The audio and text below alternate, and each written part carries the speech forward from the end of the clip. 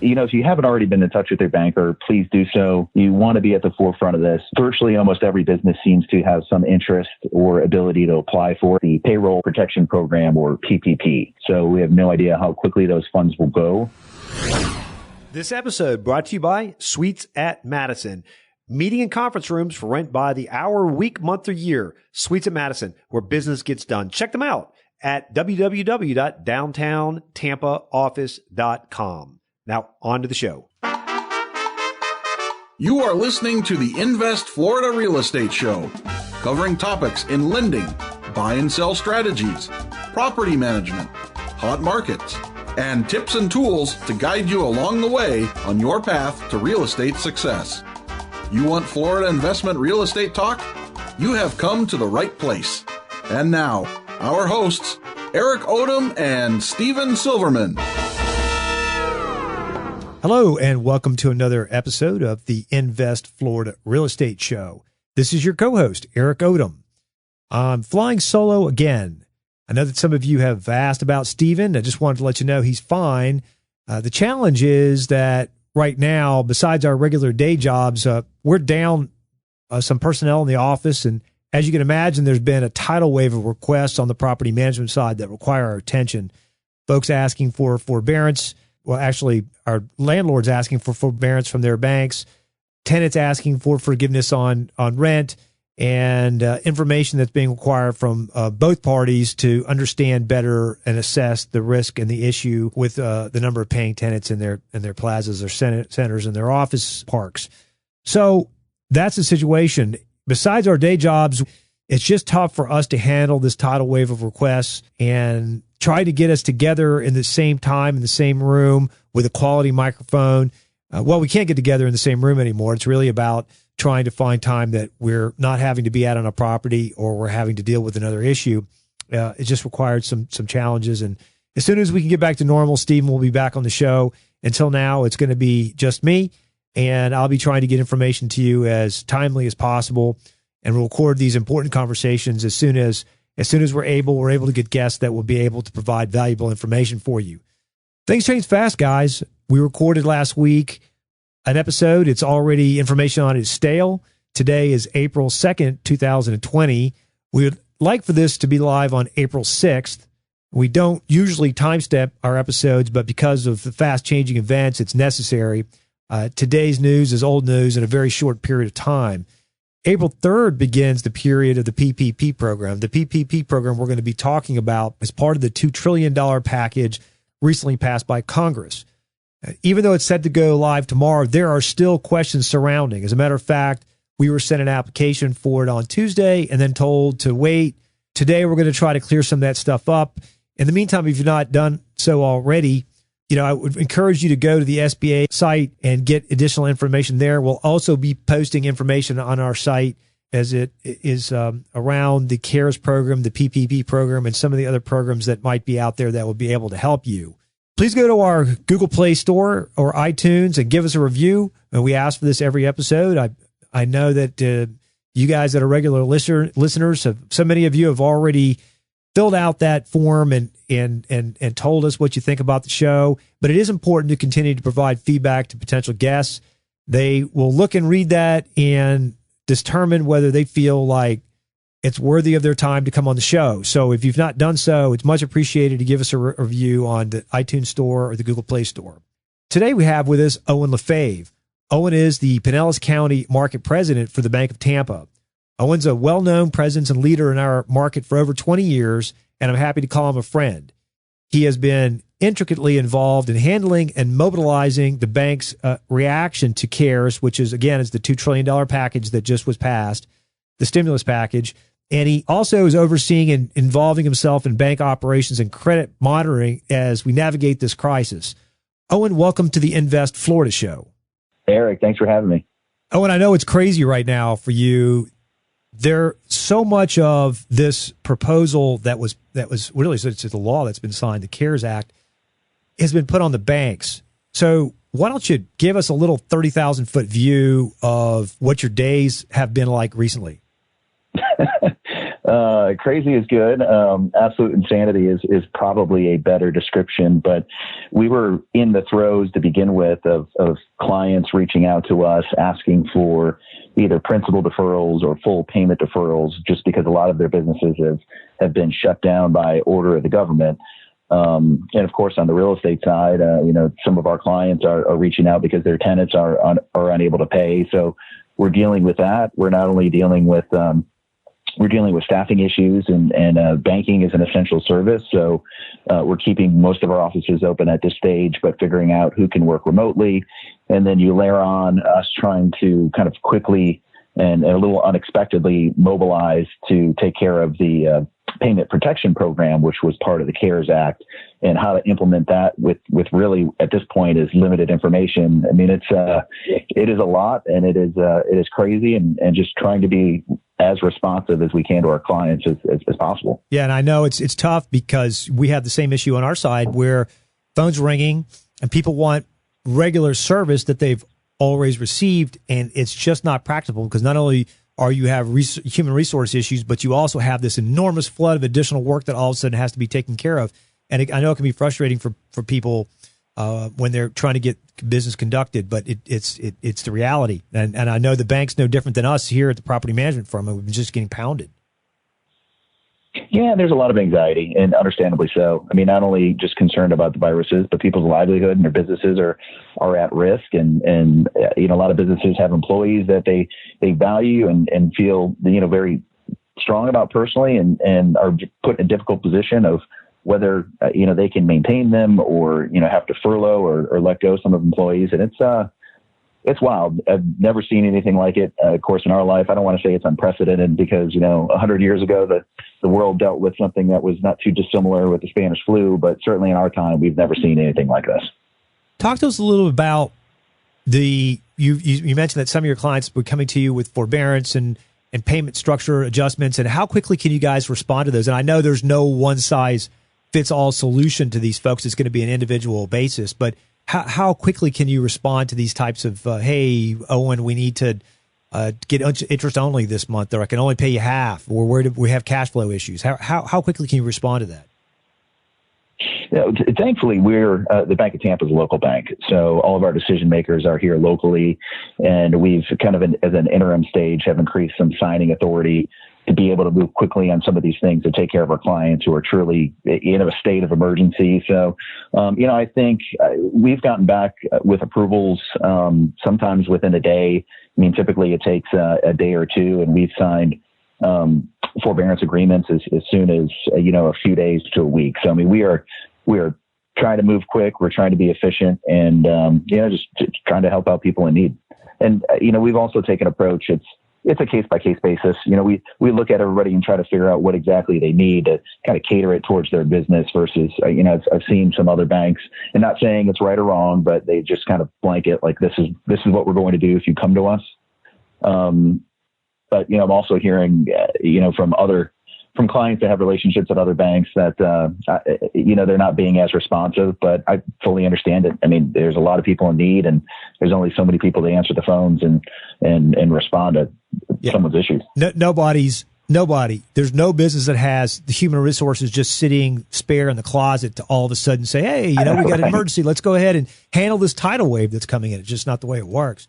Well, let's talk a little bit about the CARES program. And I know that you've been on top of this. You've been working on committees within the bank to try to figure out how to handle this. So why don't we talk about a 30,000-foot view? People don't know what CARES. They might have heard something about $2 trillion stimulus package that was passed. Why don't you just give us a 30,000-foot of CARES?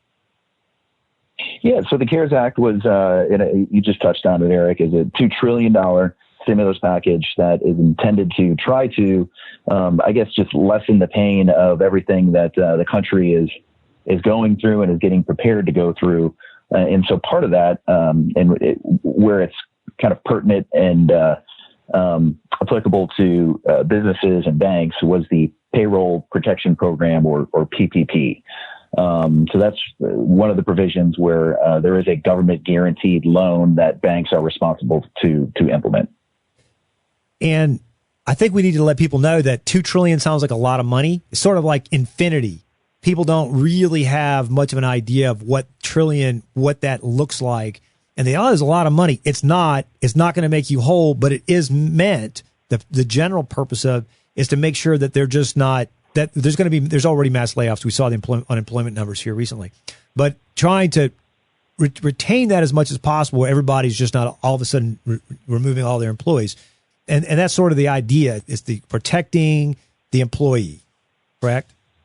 Yeah, that's well, in specifically, so the CARES Act has a number of other provisions. Like, there's a number of people in the country they're going to get a personal stimulus check, depending on your income levels and whether you have children. But specifically as it pertains to the PPP, or the Payroll Protection Program, yes, I mean, that is aimed at trying to allow companies to give them some aid in maintaining the existing payroll. I mean, we just saw, so today is April 2nd, and they just released the new unemployment numbers, and 6.6 million people filed for unemployment. So, I mean, we're just kind of at the tip of the iceberg. And so this provision within the CARES Act is intended to try to keep people employed. Now, the CARES passed by Congress, just trying to get all the players right. And the PPP is being administered by the Small Business Administration, the SBA, and the banks are the ones who are actually on the front line of the distribution channel. Is that accurate? Yeah, well, it's actually, so the Treasury is responsible for it, but so the SBA is responsible for implementing it. Okay. And then, yes, the banks are on the front line. So it all kind of flows down, and a lot of the, most of the admin is being placed on the banks to be able to lend to the customers and distribute the capital most effectively. Now, we were going to have this conversation yesterday, and we had a little bit of a hiccup, not you and I, but you had external factors that kind of happened. And so we need to let people know that, let's talk a little bit about the external factor, but also that this is changing, and there's additions and new laws coming out. So you can listen to this podcast 2 weeks from now, and there's going to be additional information that's going to affect what this rollout's all about, right, Owen? They talk about what the Treasury's got. Well, I'll tell you, so today is Thursday, and I know you were talking about releasing it on Monday or Tuesday, and so we're still waiting for some additional guidance. So you're right. So by the time someone listens to it next week, things may have already changed again. But, we thought we had a pretty good idea of what the provisions and how this was going to be implemented. And we actually got word that the Treasury had changed some of those terms. And, one of those being that the initial guidance, although it's not specifically in the CARES Act, is that your interest rate was going to be 4%. And we found out yesterday that the interest rate is actually going to be 0.5% to a borrower. And then the other factor, there's a handful of things that changed yesterday, but I think the other material one is it went from a 10-year term down to a 2-year term. So that just, kind of sent us scrambling and figuring out from a capital perspective, how much can we theoretically do, and does, it's just, we want to take care of as many customers as we possibly can. And if we're able to open it up beyond customers, and it's something we can talk about here as well, we'd love to be able to do it. But the reality is there's limited resources in terms of personnel. There's also just, there's limited capital. Not only within the banks, but the Treasury has approved, or within the CARES Act, $349 billion for the PPP loans. And to give you an example, or I guess appreciate the scale, in a fiscal year, the SBA will do $30 billion in SBA loans. So this is $349 billion that we're trying to deploy within a couple week period of time. So it's just a huge amount of volume in a short period of time. And I think it's an important point that you make about who the bank is helping. We talked about it earlier in the show that the $2 trillion sounds like a lot. It's just a drop in the bucket of what people are going to need. So the bank, it's natural that they're going to help their clients first, and then folks they don't have a relationship with are going to be second. So I think the important thing is that you're talking to your banker and making sure that you hit those relationships first. We have over 2,000 listeners per show. I'd hate for all 2,000 listeners to call you, Owen. You probably won't be sleeping much for the next couple of months. No, already not sleeping well. So some of these loans, if you do certain things, will be forgivable, correct? That's correct. And just kind of, to kind of put a little bow on the previous comment, Eric, everybody listening, go to your bank. That's the person you've got a relationship with. That's the person that is going to go to bat for you because that relationship is already there and they know you. And it's not a function of, us at the Bank of Tampa. Our initial thought when this rolled out is we'd love to be able to help people that aren't clients as well. It's just because we're talking about the sheer volume of loans within such a short period of time, it's only fair that we take care of our clients first. And I think most banks are taking that approach. If it turns out we've got the capability and capacity to help other people, we certainly will. But I think for the most part, everyone's going to be focused on their existing clients before they turn outwards. What is the Treasury telling you as far as, okay, so you help somebody process one of these loan applications, and what are they telling you that the borrower is going to get a check? How is it mid-Feb, April? It's beginning of May? What are they telling you? Well, they're telling us the program is going to be live Friday, April 3rd. But as it stands today on Thursday the 2nd, we're still waiting for information. So we have no idea at this stage how it's going to be administered. There is an application that's been issued, but how that's going to be submitted, what information needs to be provided with that, what level of underwriting, all those things are things we're still waiting on. But this thing was intended to, aid with payroll and allowing people to keep their jobs. So that's where the focus is. So the intent and use of the proceeds is to go towards employee compensation and retaining most of your employees. So that being said, there is the ability to also use the proceeds for mortgage interest payments, interest on other debt that was incurred before February 15th, rent, utilities. That being said, if you use the funds once received towards payroll, those will be forgiven 100%. Okay. If you use any of those funds towards the other expenses, operating expenses that I just mentioned, what we're expecting at this point is only 25% of those will be forgiven. Gotcha. So very careful how you use the proceeds. Of course. Talk to me about eligibility. Who's eligible for this? And I know there's a lot of rules and regulations on this, but just generally speaking, it's for-profits, nonprofits? Who are the folks that are eligible for this?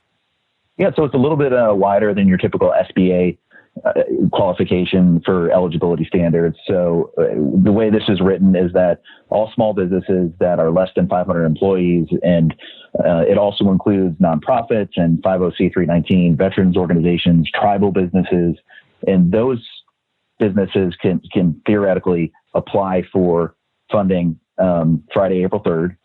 But it's also been opened up to sole proprietors, independent contractors, so 1099s, and those applications will open up on Friday, April 10th, so a week later. But kind of the key is you can't have more than 500 employees. There is an exception to that. So if you have a NAICS or NAICS code 72, which are companies that are hospitality or food service, because those were all initially forced to shut down. And they have multiple locations, like a hotel, for instance, could have multiple locations, but as long as they have 500 employees less, they're also included as a small business. Mm-hmm. So let's talk about the loan amount. How does that work? So the loan amount is based on your payroll cost. So it is the average of your monthly payroll cost and then up to 2.5 times that amount, not exceeding 10 million. And the other important thing when you're doing your calculation in that is any employee that makes over $100,000 annualized within that period, they can't make more than 100,000. So let's say, someone makes 200,000 or you've got an employee that makes 150,000, you're only eligible up to 100,000. And that is also going to include all the other benefits and, healthcare premiums and sick leave and parental leave and all the other things that go along with, payroll costs. So up to 100,000. And I want to be clear too, we talked earlier about the individual stimulus checks that were going to taxpayers, I believe making less than $75,000 a year. This has nothing to do with that. The PPP is a completely separate program. Is that accurate? Yep, that's correct. Completely separate. Okay. So there's a lot to digest. I was on a conference call yesterday. It was well over an hour. There were still questions coming in. People still had questions. And, we wanted to try to provide this in a bite-sized piece so that at least would give people an idea of where to start and sort of what the program was. And, Owen, you've been terrific in being generous with your time and coming on and talking to us. Are there any other points that you'd like to cover before we let you go? I would just think, if you haven't already been in touch with your banker, please do so. You want to be at the forefront of this. We don't know. I mean, like I said, there's $349 billion that's going to be available. There's virtually almost every business seems to have some interest or ability to apply for it. So we have no idea how quickly those funds will go. At this stage, we don't know exactly what information that you need, but anything that gives you the ability to verify what your payroll is, and if you have any intent on, using the proceeds for other expenses like the mortgage interest and rent utilities, have that information available so you can get that to your banker quickly once the application process is open. And then I want to say too that we're in Florida, so there is a disaster bridge loan that's available through the state that is an additional tool. And then the SBA also has a disaster relief loan that people can apply for as well. So applying for one doesn't preclude you from applying for the other one, so you can't apply for both. However, the proceeds can't be used towards the same thing. So also, important if you do get approved and you get, a loan for both of those, that, they're used for different reasons. Yeah. And I'll say in closing, before we let you go, that we didn't touch on a lot of the Fannie and Freddie and the mortgage forbearance and those sorts of things, just pretty much focused on the PPP. We're going to try to get this to you in bite-sized pieces because there are some programs with mortgage forbearance that we're going to want to talk about just a little bit out of the scope today. And again, Owen was very generous with his time. I can't take 2 hours because that's probably what it would take to go through all the things from credit reporting to student loans to the other items on this. We didn't talk about the EIDL grants and et cetera, et cetera. There's a lot of programs right now, and we'll just try to cover just one section that seem to be getting the biggest amount of questions. So, Owen, super appreciative of your time today. No, you got it, Eric. I appreciate it. Appreciate all the information you give us. You got a great program. Thanks, sir. And that was Owen LaFave from the Bank of Tampa. We really appreciate Owen's time. Just a quick summary, get with your banker as soon as possible. This stimulus is a drop in the bucket and it's going to run out. So make sure that you don't get left outside holding the bag. This is going to be helpful for you landlords, your business operators, everybody that's listening to our show is probably going to touch in some way or another. The amount that you can get through the PPP Payroll Protection Program is 2.5% of your average payroll, and it can be forgiven. There are many other options out there besides just PPP, not just for corporations, but also for 1099. So you real estate investors or real estate agents out there, individuals that are working the gig economy, you need to pay attention to. Mortgage forbearance, agency debt on, for example, with multifamily and with single family, there are some forgiveness programs and some delayed payments, et cetera, deferrals of payments. And we'll be adding more information to the site as soon as we're able, as soon as we get it in some sort of format that is easily distributed. Right now, it's make your eyes crossed reading everything that's coming out. We're going to try to give it to you in bullet points that can get it down to the piece of information the most important to allow you to look at what really applies to you. The situation is fluid and it's changing rapidly. Again, today it's April 2nd, and 2 weeks from now, 3 weeks from now, there's going to perhaps be pieces of this podcast that will no longer be relevant, but we'll see how long it stands the test of time. But thank you again, as always, for taking the time to listen. For more great episodes, please go to our website at www.investfloridashow.com. As always, guys, we appreciate you. We want you to stay safe. We want you to keep yourself healthy. We want to have you continue to be listeners and continue to participate. We will come out of this, just a matter of when. There's not a lot of clarity right now, but keep your sanity. Be kind to yourself and your mental health because it is important as we get through this period. Guys, until next time, hasta la vista. You've just listened to the Invest Florida podcast with Eric Odum and Steven Silverman. Join us every week for actionable real estate investment ideas, and of course, visit our website at www.investfloridashow.com for more shows and tips on how to earn a cash flow in the real estate market in Florida. While hosts and producers of the Invest Florida show have no reason to doubt the validity of comments of our guests, we do not warranty their accuracy. Please check with your legal, financial, and tax advisors before entering into any investment. Returns will vary from person to person and deal to deal based on unique circumstances. All information expressed in this show is for educational purposes only. Opinions of the guests are not necessarily shared by the hosts and producers of the Invest Florida show.